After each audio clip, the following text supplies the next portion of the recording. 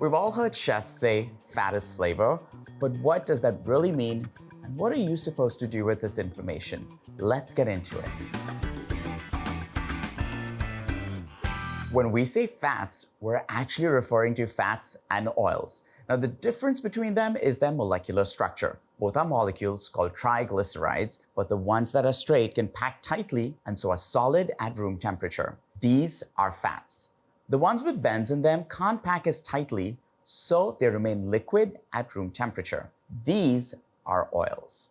Now, whether they're solid or liquid, fats are special because their molecular structure lets them trap flavors that water cannot. Some of that trapping happens as the fat is forming, and that's why chicken fat tastes chickeny and extra virgin olive oil tastes olivey. So when chefs say fat is flavor, they could be saying that the fat you use is bringing flavors that don't exist anywhere else. Or they're saying that if you use the fat properly, you can trap and disperse flavors. Let's take a look at a case where fat really is the flavor. Duck fat roasted potatoes by Andrew Jijigian is perhaps one of the most popular recipes here at America's Test Kitchen, and for a very good reason.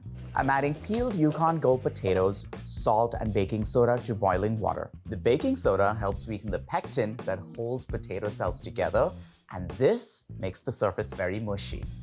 It takes just a few minutes, and then the potatoes can be drained. The drained potatoes go back in the pot, and I shake to create a starchy paste that smears and coats each potato piece. It'll help create a crispy texture and a richer flavor when these potatoes bake in the oven. Now I'm adding in duck fat, a flavorful fat to these potatoes. It's got a rich, savory flavor, and it also transfers heat efficiently. Now you can substitute bacon fat or schmaltz, and they'll still be delicious. The duck fat coats the potatoes evenly as they are tossed together. Make sure this looks shaggy and not slick. I'm putting these potatoes onto a hot sheet pan. As soon as the potatoes hit the pan, browning starts immediately, and I can get a whiff of that meaty, savory duck fat aroma. I'm roasting them on the top rack to get better heating and make them extra crispy. Once the potatoes are brown, it's time for some extra flavorful fat power. I'm adding rosemary mixed into a small amount of extra duck fat. Rosemary contains volatile aromatic molecules that are fat soluble. The duck fat acts as a solvent to capture all those aromatic molecules from the rosemary, and it transports it all across these potatoes. I'm returning these to the oven for just a few minutes to fully extract the rosemary flavor. These potatoes are done. They're fragrant and piney, and they're not sharp or bitter.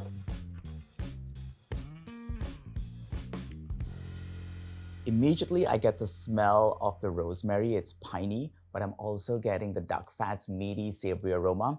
And then the crust on top is nice and crispy. And when you bite into it, it's creamy and soft and absolutely delicious. Of course, not all fats and oils have flavor.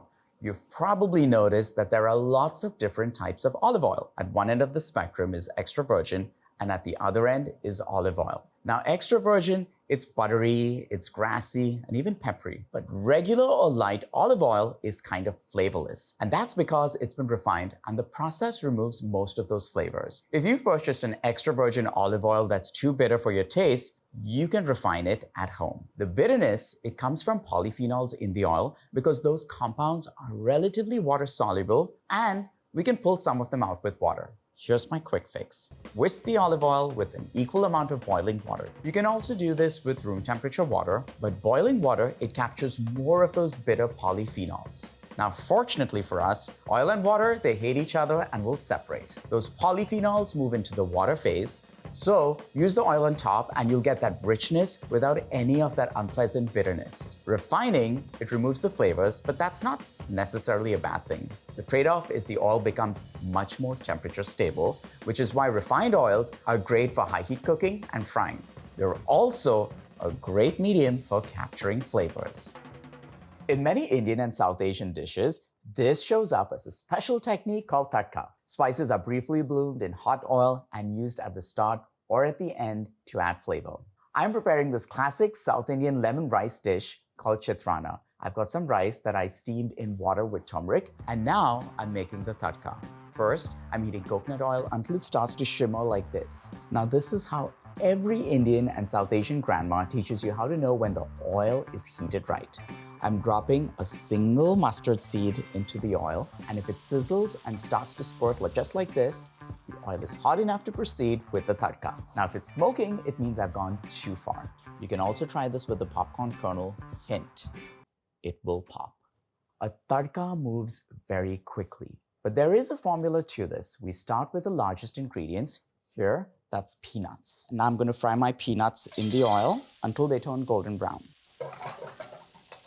Now that my peanuts have turned golden brown, I'm going to remove them to prevent them from cooking further and burning. The peanuts will also leave behind a beautiful nutty scent in the coconut oil. Bloom ingredients in the order they can tolerate heat. Whole seeds like these pulses and whole spices like mustard seeds go in first because they need higher heat. Ground spices like asafoetida and turmeric go briefly into the oil so they dissolve and disperse, but they don't have time to burn. Asafoetida is a latex resin obtained from the Ferula plant species, also known as devil's dung, because it has a really pungent smell when raw, but when it hits oil, it transforms and smells very garlicky, and that's because it shares the same aromatic sulfurous molecules with garlic and onions. Curry leaves go in last. As soon as they hit the oil, they sizzle. Cover it with a lid to be safe because that prevents them from making a mess as it cooks. Now the aroma is jumping right at me. It's bright, citrusy, and green. If the oil is smoking or popping violently, it is too hot. An exception to the violent popping is fresh curry leaves. They contain water, and the water escaping from the leaves in the hot oil makes them violent. When the tadka smells fragrant and not sharp, the fat is infused. That's when you stop and finish. Now it's time to finish this dish. I've fluffed up my rice and I'm going to add it into the tadka. I'm adding my fried peanuts, some thinly sliced green chilies, and fresh lemon juice. Now I'm folding the rice, the peanuts, and the chilies with the lemon juice into the tadka, and it is ready to serve. It's time to plate and taste.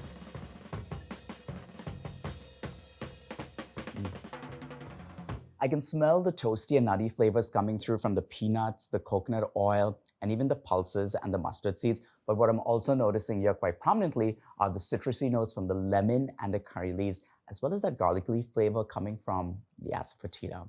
It makes this entire dish refreshing and light. To learn how to make this recipe, search South Indian lemon peanut rice on the America's Test Kitchen app. So here's the takeaway. When chefs say fat is flavor, what they mean is that you can make use of the flavors naturally present in a fat, or you can use that fat to extract flavors from other ingredients so that they can be evenly dispersed into a dish. Just choose your fat the way you choose spices. When you start cooking this way, you stop cooking by habit and you'll start cooking with intention.